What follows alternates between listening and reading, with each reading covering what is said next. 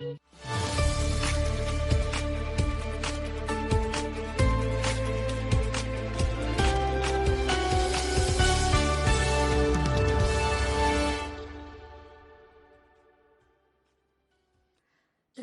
راديو دمص أمريكا راديو دمص أمريكا ب22 ب25 ب31 متر باند كمون بفيسبوكن أب يوتيوبن كمون بساتلايتن زمحلالف مدد جمير اللهم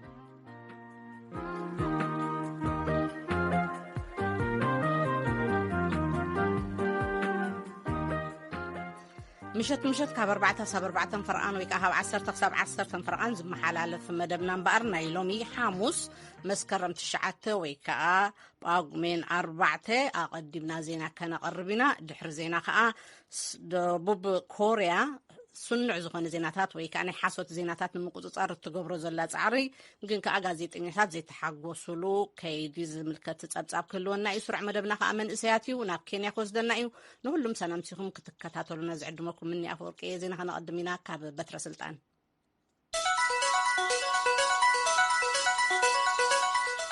ሰላምታና ጣዕም ክቡራት ዕለታው ዜና እንሆ ዕጡቋት ክልል ትግራይ ኣብቲ ንክልተ መዓልታት ዝተኻየደ ውግእ ኣብ ክልል ኣምሓራ ንብርክት ዝበሉ ሰላማውያን ሰባት ቀቲሎም ንዝብል ትማሊ ረቡዕ ዝወፀ ሪፖርት ነፂጎምዎ ትካል ዜና ሮይተርስ ትማሊ ኣብ ዝፈንዎ ዜና እቶም ክልላዊ ሰበስልጣን ቅድሚ ኣስታት ሓደ ሰሙን ኣብ ዝተኻየደ ውግእ ኣብ ክልል ኣምሓራ 120 ሰላማውያን ሰባት ተቀቲሎም ከም ዝበሉ ይሕበር ሮይተርስ ርኢቶ ዝሃቡ ነበርቲ እቲ ከባቢ ካብ ዳባት 10 ኪሎ ሜትር ርሕቁ ኣብ ዘሎ ስፍራ ናይ ሓረስቶት ዝመስል ኣስከረናት ከም ዝረኸቡ ገሊፆምሉ ይብል ኣስዒቡ መግለፂ ዝሃበ ህዝባዊ ወያነ ሓርነት ትግራይ ነቲ ሓበሬታ ዝተፈብረኸ ክሲ ክብል ነፂጉዎ ኣሎ ወሃቢ ቃል ሕወሓት ኣቶ ጌታቸው ረዳ ተፈፂሞም ዝበሃሉ ኩሎም ዓይነታት ግፍዒ ብነፃ ኣካል ንክትፃረዩ ንፅዋዕ ኣለና ሚድያታት ኣብ ትሕቲ ቁፅፅርና ናብ ዘለው ከባብታት ኣትዮም ሓበሬታ ንክዝርግሑ ክንሕግዝ ኢና ከም ዝበለ ዝመፀና ዜና ሓቢሩ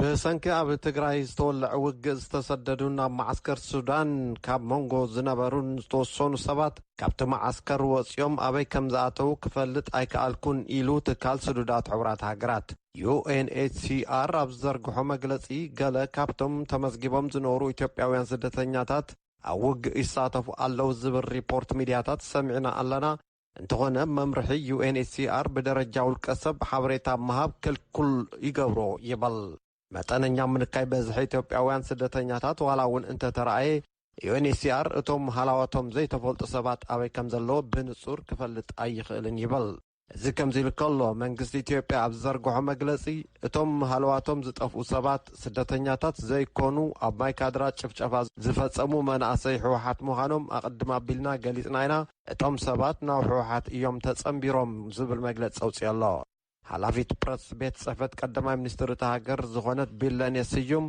ኣብዚ ቅነዚ ኣብ ጭና ዝተባሃለ ከባቢ ዝተፈጸመ ጭፍጨፋን ንደቂ ኣንስትዮን ህፃናትን ሓዊሱ 200 ሰባት ዝቀተሉሉን መቐፀልታት ጭፍጨፋ ማይካድራ እዩ ከም ዝበለት እውን ዝመፀና ዜና ጠቒሱ ኣብ ሰሜን ጎንደር ወረዳ ዳባት ጭና ነበርቲ ቀበሌ ተክለ ሃይማኖት ዕጡቋት ሕወሓት ፈፂሞሙልና ካብ ዝበልዎ ጥቃዓት ከም ዘምለጡን ናይ ሕወሓት ግብረ መልሲ ከም ዝይቕበሉን ካብ ባህር ዳር ወኪልና ኣስቴር ምስጋናው ዝለኣኸቶ ሪፖርት ገሊጹ بمسارات الزينة اعتقاد حوحات كاب 24 نحاسة ليت جميرو نعم مجتمعات كم تصنعون قبل لغلتا متسابات قعدت من فتصامومن نسعى كلمة صاري كرقا قصوص الحق ايو يولو اتم ريتو وهابتي وهابك على الحوحات اتوقيتها ردا بوغنو سراويتهم نسلام وصبات قتلهم زبل كسي اتريرو نسيقوو تفتسيمهم زبهالو قبنات دما بنسعى كال نكت صاريو دقيمنا نحتت إلى الله ኣብዚ ተፈላለዩ ዓበይቲ ከተማታት ዝነብሩ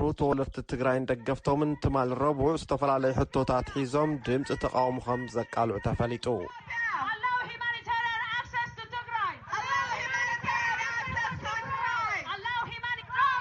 ኤምባሲ ቱርክን ቤት ጽሕፈት ሰሜን ኣትላንቲክ ወይ ከዓ ኔቶ ዘለዎም ልዕሊ 15 ከተማታት ዩናይትድ ስቴትስ ካናዳ ኣውሮጳ እስራኤልን ኣውስትራልያን እዩ እቲ ሰልፊ ተኻይዱ ዕላማ እቲ ሰልፊ መንግስት ቱርክን ኢትዮጵያ ሰብ አልቦ ነፈርቱ ወይ ከዓ ድሮን ከይሸይጥ ሰብአዊ ረድኤት ናብ ክልል ትግራይ ብዘይ ዓንቀፍቀፍ ንኽሓልፍ ከምኡውን ሓይልታት ክልል ኣምሓራን ሰራዊት ኤርትራን ካብ ክልል ትግራይ ንክወፁ ኣገልግሎታት ባንኪ ቴሌፎን ኤሌክትሪክ ማይ ሕክምናን ክጅመርን ኣብ ትግራይ ንዝተፈጸመ ግፍዒ ብዓለም ለኸ ነፃ መጻረይ ኣካል ንኽምርመር ኣብ ልዝብ ዝተመርኮሰ ምቁራጽ ተኹሲ ንኽትግበር ንምሕታትን ከም ዝኾነ እቶም ተቃወምቲ ዘዳለዎ በራሪ ጽሑፍ የርድእ። መንግስቲ ቱርኪ ኣባል ሃገራት ኔቶ ወይ ከዓ ኪዳን ሰሜን ኣትላንቲክ ስለ ዝኾነ ኣብ ሕጊ ዓንቀጽ 2 ኩለን ኣባል ሃገራት ብደረጃ ዓለም ሰላማውን ምሕዝነታዊ ርክብን ንኽፍጠር ይሰርሓ ንዝብል መትከል ብምጥሓስ ንኢትዮጵያ ሰብ ኣልቦን ነፋሪት ወይ ከዓ ድሮን ንኽሸጥ ተወዓኢሉ ኣሎ ይብል። ኣብ ዘረባና ኣብ ዋሽንግተን ዲሲ ዝርከብ ኤምባሲ ቱርክ ግብረ መልሲ ንክህበሉ ዝገበርናዮ ጻዕሪ ኣይተዓወተን። ብተመሳሳሊ ኣብ ዋሽንግተን ዲሲ ኤምባሲ ኢትዮጵያ ካብቶም ተሰለፍትን ዝተቃልሑ ክስታትን ነቐፋታትን ግብረ መልሲ ንክህበሉ ፈቲና ኣይሰለጠን ጸሓፊት ኣምባሳደር መሊስና ክንድውለልኩም ኢና ኢለን ነረን። እንተኾነ እዚ ሪፖርት እዚ ክሳብ ዘሕለፍናሉ ሰዓት ኣይተደወለልናን እንተረኺብና ክነቕርብ ምዃንና ንገልጽ። ኣብ ዘረባና ኣብ ዝተፈላለያ ሃገራት ብዛዕባ ዝተኻየደ ሰልፊ ተጋሩ ሙሉእ ሪፖርት ጽባሕ ዓርቢ ክነቕርበልኩም ኢና። ዝርግሐ ግዳያት ኮቪድ-19 በአፍሪካ ዝሓለፈ ቅነብ ብ23 ሚእታዊ አንቆልቂሉ እቲ ዝለዓለ መጠን ምንካይ ኣብ ሓደ ሰሙን ኮይኑ ከም ዝተመዝገበ እውን ውድብ ጥዕና ዓለም ኣፍሊጡ። ዳይሬክተር እቲ ትካል ጨንፈር ኣፍሪካ ማሲዲሶ ሞቲ እቲ ዜና ብስራት እዩ ክብላ ገለጾ። እንተኾነ ኢለን ንሰን ኣፍሪካ ዛጊድ 200,000 ዜጋታታ ብሰንኪ ቫይረስ ኮሮና ሲኢና እያ ኢለን። ናይ ሶማሊያ ፕረዚደንትን ቀዳማይ ሚኒስትርን ብሰንኪ ሓላፊ ስለያ ናይቲ ሃገርን ብሞት ወኪል ድሕነት ሳይበርን ኣብ ናይ ስልጣን ንሕንሕ ዝጠሓሉ ይመስሉ። ቀዳማይ ሚኒስትር ሑሴን ሮቤል ኣብዚ ሰሙን ንናይቲ ሃገር ሓላፊ ትካል ሃገራዊ ስለያን ድሕነትን ፉሃድ ያሲንን ኩነታት ኣብ ማውታ ወኪል ድሕነት ሳይበር ብዘይምምርማሮም ካብ ስልጣኖም ኣጊድዎም እዩ። እቶም ፕረዚደንት ግን ነቲ ስጉምቲ ብምንቃፍ ያሲን ኣብ ማኸሪ ሃገራዊ ድሕነት ገይሮም ትማል ረቡዕ መዚዞሞም ኣለው። መሐመድ ካሕዬ ካብ ሞቃዲሾ ዝላኹ ጸብጻብ ኣሎ። ገብረ መድህን ካውሮባ እዩ። መሐመድ ዓብዱላሂ ፋርማጆ ብቅድሚ ትማል ሶሉስ ኣኼባ ሃገራዊ ድሕነት ብምጽዋዕ ገለ ላዕለዎት ሽሞታት ሃገራዊ ድሕነት ብምቅያር ካብ ስልጣኖም ዝተኣገዱ ዳይሬክተር ስለያ ፋሂድ ያሲን ኣመኻሪ ሃገራዊ ጸጥታ ኮሎኔል ያሲን ዓብዱላሂ ድማ ግዝያዊ ዳይሬክተር ኤጀንሲ ሃገራዊ ስለያን ድሕነትን ማለት እውን ኒሳ ገይሮም ሸይሞምዎም ኣለው።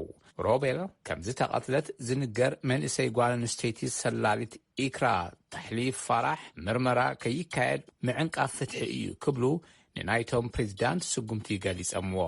ፋራሕ ኣብ ሰነ ምስ ተሰወረት ኒሳ ሞይታ እያ ክብል ኣብ ዝወርሒ ኣውጁ ዝርዝር ኣማውታኣ ግን ኣይገለጸን። ፖለቲካዊ ተንታኒ ሓሳን ሙዳኔ ኣብ መንጎ ኣብያተ ጽሕፈት ፕሬዚዳንትን ቀዳማይ ሚኒስተርን ዘሎ መሪር ምልውዋጥ ኣብ መንጎ ክልቲኦም ትካላት ፌደራል ዝህሊ ምትሕብባር ዘዳኽም እዩ ይብል።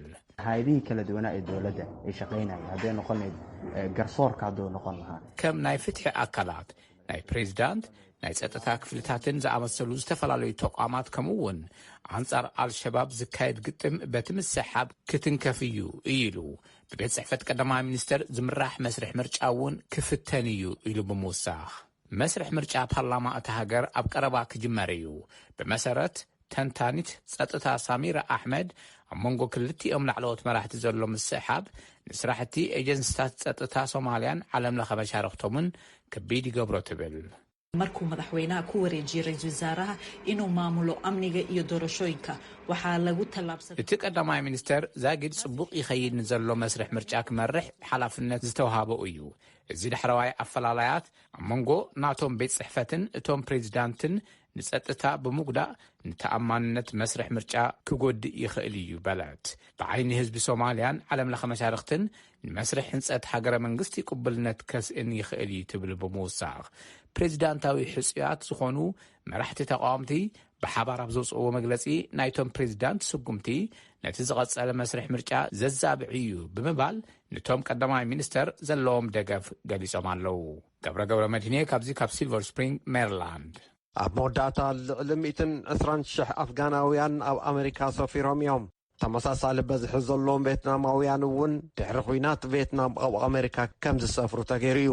ነቲ ጻዕርታት ዳግመ ሰፈራ ዘጋጥሙ ሕንፍሽፍሽን ብዙሓት ቂላታት ዝነቕፍዎ እኳ እንተኾነ ንኣሜሪካ ግና ሕብረ ብዙሕነት ሃገር ምዃና ዘርኢ ምዃኑ ይግዘቡ ይብል ሎረን ቦውማን ዘዳለወቶ ጸብጻብ ተወልደ ገብርኤል ከቕርቦ እዩ። 10 شحات أفغاناويان ناب يونايتد ستيتس يأتوا له وينخأتوا أم منقد له دهرتي زحلف ورحي طالبان أفغانستان مقصصارو أدام بيتس كاب أهقراوي بروجكت محقا سدتنياتات كمزيبل. These evacuees have gone to a second country. Some of them are in Doha, some of them are in Abu Dhabi, some of them are in about a dozen U.S. military facilities around the world.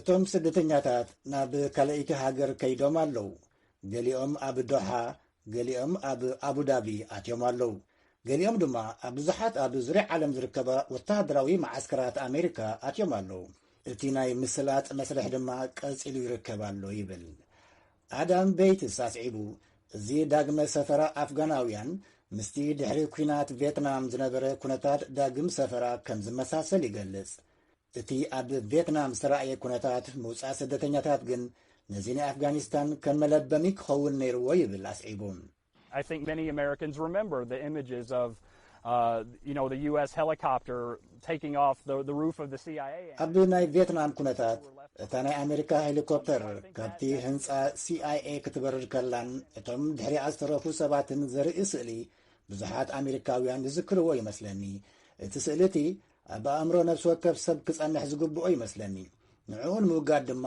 ኣዋርሕ ነይሩና እዩ ኣጋጣሚ ኮይኑ ግን ኣብ ዓዲ ሰምዖ ኣይረኸበን እቲ ናይ ምውፃእ መስርሕ ድማ ክሳብ መወዳእታ ደቂቕ ኣይተጀመረን ይብል እዚ ንስደተኛታት ኣፍጋን ዝሕልቕ በዓል ሞያ ሕጊ ሕጂ እቶም ብቑዓት ኣፍጋናውያን ናብ ዜግነት ዝወስዶም መንገዲ ክጽረገሎም ኮንግረስ ሕጊ ኸውፅእ ኣለዎ ይብሉ ተንተንቲ እዚ ድማ ንኩባውያን ስደተኛታት ኣብ 1960ታት ንናይ ኢራቅ ኩርዳውያን ድማ ኣብ 1990ታት ከም ዝተገብረ ይገልጹ ካብ ሕጊ ምውፃእ ብተወሳኺ ብፌደራል ዝምራሕ ከም ገንዘብን ሓይሊ ሰብን ዝበሉ ዓቕምታት እውን ብቕልጡፍ ከም ዘድሊ ከምኡ እንተተገይሩ ድማ እቲ መጻኢኦም ብሩህ ከም ዝኸውን እቶም ክኢላታት ይኣምኑ ሓደ ካብኦም ምስ ኣትላንቲክ ካውንስል ዝሰርሕ ቶማስ ዋሪክ እዩ In many ways the United States has had major successes in integrating ብብዙሕ መንገድታት ዩናይትድ ስቴትስ ንብዙሓት ህዝብታት ኣብ ሕብረተሰብ ኣሜሪካ ከም ዝወሃሃዱ ኣብ ምግባር ብዙሕ ዓወታት ኣመዝጊባ ኩሉ ግዜ ዕሩይን ቀሊልን ነይሩ ማለት ግን ኣይኮነን እንተኾነ ኣሜሪካ ሕብረት ብዙሕነት ሃገር ምዃና ዘመስክር ነይሩ እዚ ድማ ጽቡቕ ነገር እዩ ምክንያቱ ኩሉ ኣብዚ ዘሎ ሰብ ካብ ካልእ ዝመፀ እዩ ስለዚ ኣካል ባህሊ ኣሜሪካ እዩ ይብል ቶማስ ዋሪክ ካብ ኣትላንቲክ ካውንስል ይኹን እምበር ኩሉ ይኩነን ሕጉስ ንኣፍጋናውያን ስደተኛታት ናብዚ ናብ ኣሜሪካ ምምፃእ ገለ መራሕቲ ሪፐብሊካንን ኣብ ኢሚግሬሽን ጽኑዕ ደረግ ክግበር ዝደልዩ ወገናትን ኣሸበርቲ ናብ ዩናይትድ ስቴትስ ንኸይኣትዉ ንምርግጋጽ ዘኽእል እኹል ናይ ምጽራይ ዓቕምታት የለን ዝብል ሻቕሎት የስምዑ እዮም እንተኾነ ኣብ ቀረባ ዝወፀ ርእይቶ ህዝቢ ከም ዝርእዮ እንተኾይኑ ዝበዝሑ ኣሜሪካውያን ነቲ ጻዕርታት ዳግመ ሰፈራ ዝድግፉ እዮም ዜና ተፈጺሙ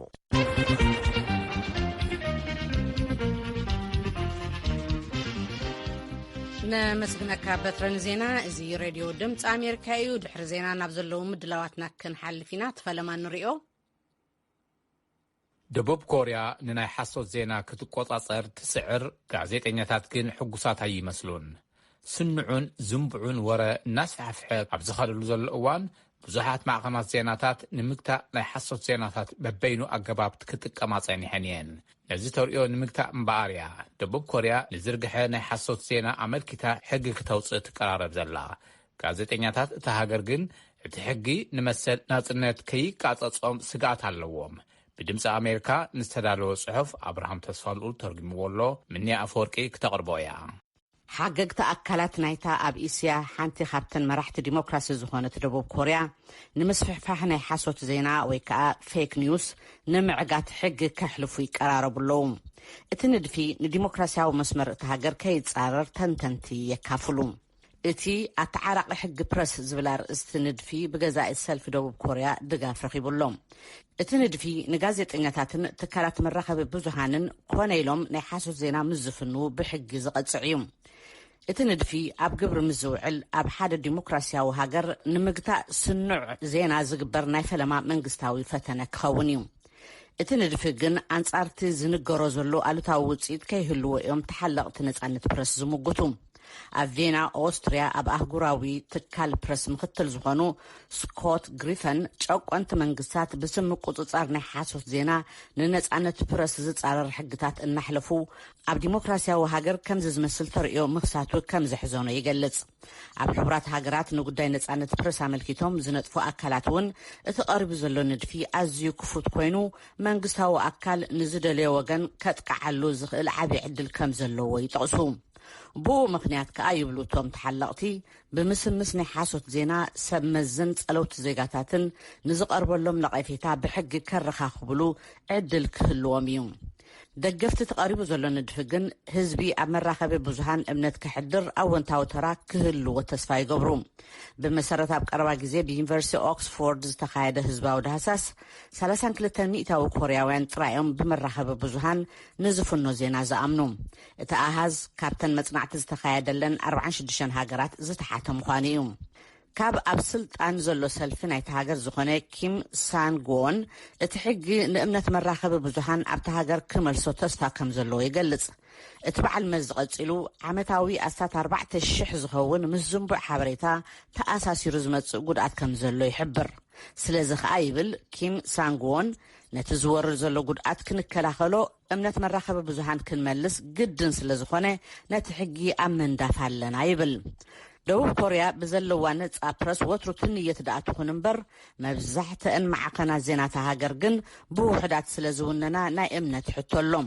ሓያሎ ካብቶም ወነንቲ ፍሉጣት ማዕኸናት መራኸብቲ ሃገር ናብ ዓቀባዊ ኣካይዳ ዝዛዘወ ኣጠማምታ ክህልዎም ከሎ እተን ንኣሽቱ ጋዜጣታት ግን ናብ ፀጋማዊ ክንፊ ዝኸደ ሓሳባት ከም ዘንፀባርቃ ይግለጽ። ከም ኣብ ብዙሓት ሃገራት እቲ ቀንዲ ኣሰካፊ ኮይኑ ዘሎ ግን ማሕበራዊ ሚድያ እዩ።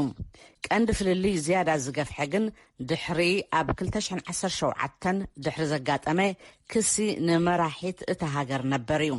እቶም ዓቀባዊ ኣረኣያ ዘለዎም ምስተን ካብ ስልጣነን ብክስ ብልሽውና ዝተኣልያ መራሒት ዝደናገጹ ወገናት ነቲ ልሙድ መራኸቢ ብዙሓን ገዲፎም ናብ ዩቲብን ካልእ ማሕበራዊ መራኸቢታትን ግዒዞም።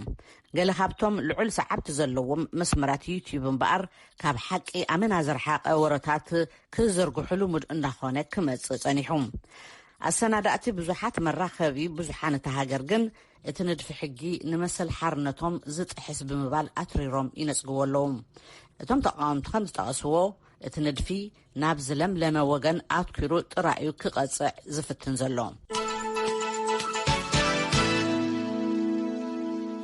እዚ ተከታተልዎ ዘለኹም ካብዚ ካብ ዋሽንግተን ዲሲ ዝፍኖ ዘሎ ሬድዮ ድምፂ ኣሜሪካ እዩ። ብሙዚቃ ቆረብ ከነዕርፊና ኤደን ገብረስላሴ ትርሓስ ታረቀኝን ራሄል ሃይላንድ ዝፃወታ NSS-12 ኢትዮሳት ኣብ ቨርቹዋል ቻነል 57 ድማ ዲግሪ ዌስት ናይ ቨርቹዋል ቻነል ሲስተም መፍለይ ቁፅርታት VC/SID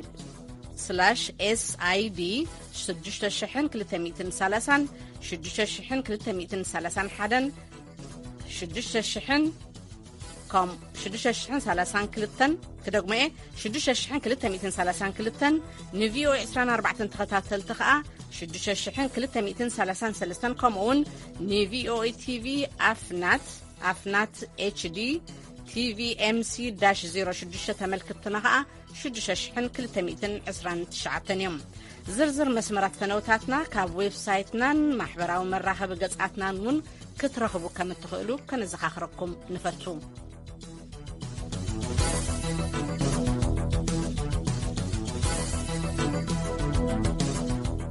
زي راديو دمص امريكا يو زغصلك اسرع مدبنا من اسياتيو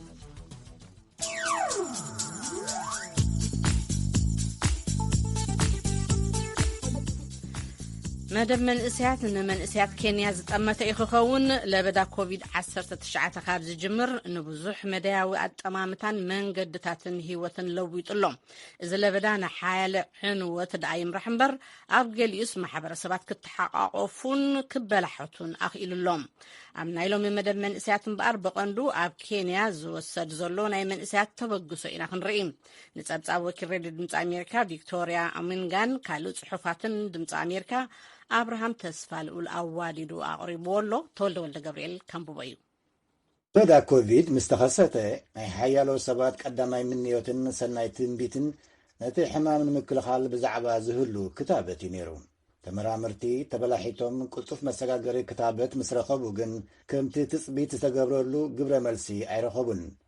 እቲ ቀንዲ ጸገም ንዘይ ምኽታብ ዝሰዓበ ምዕጢጣ እዩ።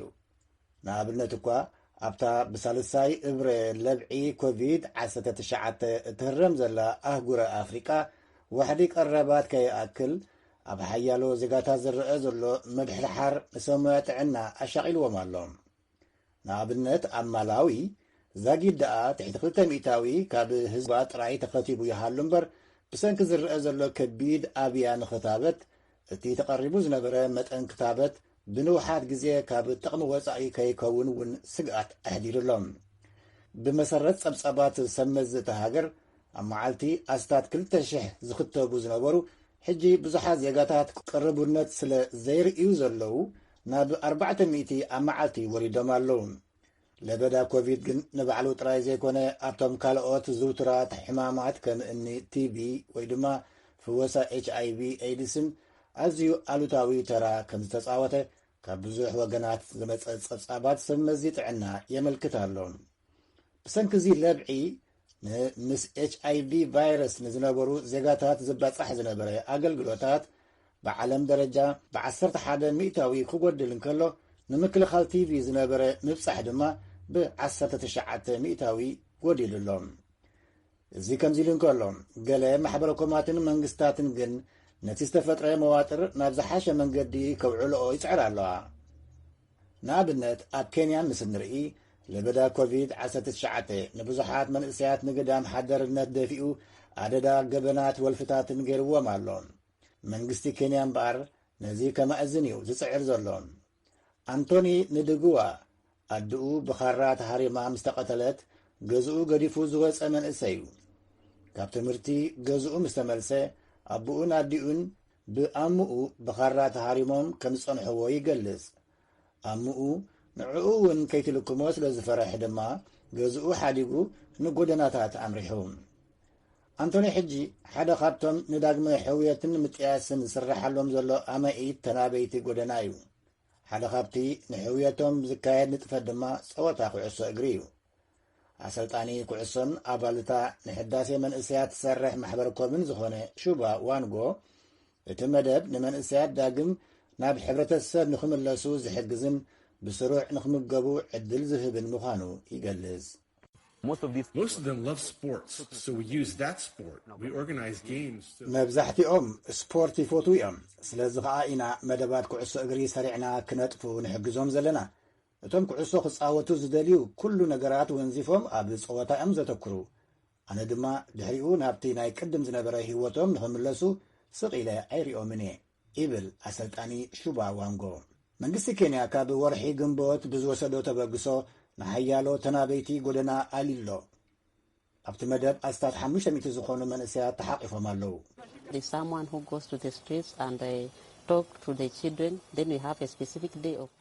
ነፍሲ ወከፍ መዓልቲ ናብቲ ጎደና ከይዱ ነቶም መንእሰያት ዘውግዖም ሰብ ፈሊና ኣለና። መዓስ ናብዚ ቦታ ሒዝናዮም ንመጽእ ድማ ስሩዕ እዩ። ነቶም መንእሰያት ዝኸውን ክመላእ ዘለዎ ቀረባት ኣሎ።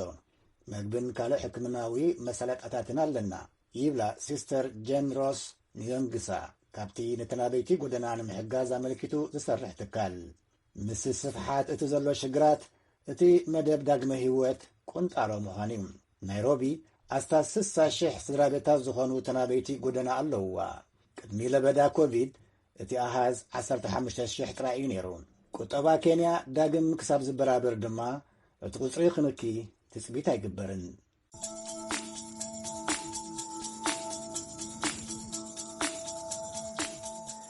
ክንከታተሎ ዝፀናሕና ስሩዕ መደብና መንእሰያት ነይሩ። ሕጂውን ሙዚቃ ክጋብዘኩም ቴድሮስ ሓጎስ ሩሩ ቀደይ እናበለ ዝፃወታ ደርፊ እያ።